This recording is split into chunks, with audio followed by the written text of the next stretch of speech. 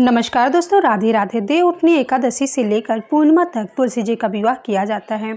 आज के वीडियो में हम जानेंगे कि तुलसी विवाह के लिए हमें क्या क्या सामग्री लेना चाहिए। चाहे आप पंडित जी से विवाह कराएं या फिर आप स्वयं विवाह कराएं, आपको इतनी सामग्री चाहिए ही चाहिए। तो जो बहुत ज़रूरी सामग्री है, आपको आज मैं उन्हीं चीज़ों को दिखाऊंगी। इसके अलावा आप सामग्री को बढ़ा सकते हैं। तो चलिए देख लेते हैं। तो सबसे पहले एक लकड़ी का पट्टा रख लेना है, उस पर आपको पीला वस्त्र बिछा लेना है। उसके बाद भगवान विष्णु या फिर शालिग्राम की मूर्ति रख लेना है। उसके बाद फिर एक गणेश जी की मूर्ति रख लेना है। अगर आपके पास गणेश जी की मूर्ति नहीं तो आप कलावे पर, सुपारी पर कलावा लपेट कर भी आप गणेश जी बना सकते हैं। उसके बाद भगवान विष्णु के लिए आपको पीला वस्त्र रख लेना है और माँ तुलसी के लिए आपको एक लाल चुनरी रख लेना है। उसके बाद इस प्रकार से तुलसी माता का गमला रख लेना है। आपको बहुत बड़ी तुलसी नहीं लेना है या फिर बहुत छोटी ही तुलसी नहीं लेना है, बस उसमें मंजरी आई हो वही तुलसी आपको इस प्रकार से रख लेना है। उसके बाद तुलसी माँ के लिए सुहा का सामान रख लेना है। आप जितना भी चाहें आप उतना सुहा का सामान बढ़ा सकते हैं, लेकिन आपको एक बिछुआ ज़रूर रख लेना है। एक जोड़ी माँ तुलसी के लिए तो आपको एक बिछुआ रख लेना है सुहा के सामान के साथ साथ। उसके बाद कलश के लिए एक लोटा जल भर कर रख लेना है। जटा वाला एक नारियल रख लेना है। आम के 5 पल्लव रख लेना है और कलश में डालने के लिए सिक्का, सुपारी, लौंग, इलायची आदि सब चीज़ें रख लेना है।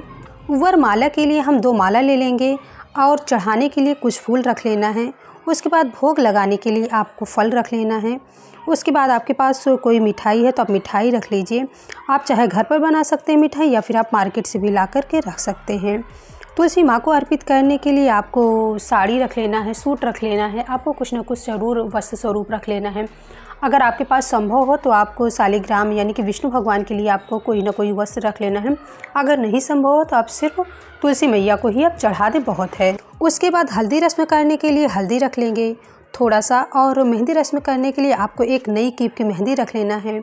उसके बाद चंदन रख लेंगे। सिंदूर दान करने के लिए सिंदूर रख लेंगे और 1 रुपये का सिक्का रख लेंगे। उसी के साथ और भी सिक्के रख लेंगे, जैसे गठबंधन के लिए या फिर आप संकल्प करने के लिए तो आपको कुछ सिक्के ज़रूर रख लेना है। 1 लोटा जल भर कर रख लेना है।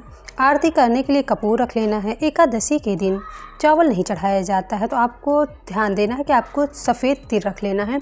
अगर सफ़ेद तिल संभव नहीं है किसी कारणवश तो आपको काले तिल भी रख सकते हैं आप। उसके साथ धूप दीप रख लेना है। जनेऊ रख लेना है 2, एक गणेश जी के लिए और भगवान विष्णु के लिए। उसके बाद माचिस रख लेंगे और कुछ दक्षिणा रख लेना है। आपको अपने सामर्थ्य के अनुसार कुछ ना कुछ दक्षिणा ज़रूर रख लेना है, जैसे कि आपको दान करने के लिए दक्षिणा रख लेना, कुछ सुहाग के लिए और कुछ आपको रख लेना जैसे संकल्प करने के लिए। इन चीज़ों जगहों पे आपको लगेगा तो आप संकल्प करने के लिए पैसा रख लीजिए, कुछ आप दान करने के लिए कुछ पैसा रख लीजिए। वस्त्र स्वरूप कलावा रख लेना है। और इस दिन गन्ने से मंडप बनाया जाता है। आप चाहें तो मंडप बना लें या फिर आप जहां पूजा कर रहे हैं तुलसी मैया का, आपको वहां पर रख लेना है।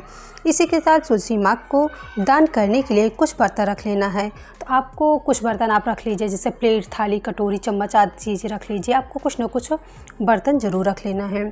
तो दोस्तों, ये सभी सामान हैं जो तुलसी माँ के विवाह के लिए हमें चाहिए। आप इस सामग्री को और भी बढ़ा सकते हैं, जैसे बेटियों की शादी में दान किया जाता है वैसे ही आप चाहें जितना भी सामान को बढ़ा सकते हैं।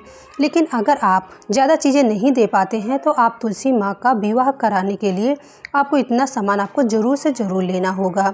देवउठनी एकादशी से लेकर पूर्णिमा तक कभी भी तुलसी विवाह करा सकते हैं, लेकिन ज़्यादातर लोग क्या करते हैं, देवउठनी एकादशी के दिन ही तुलसी माँ का विवाह कराते हैं।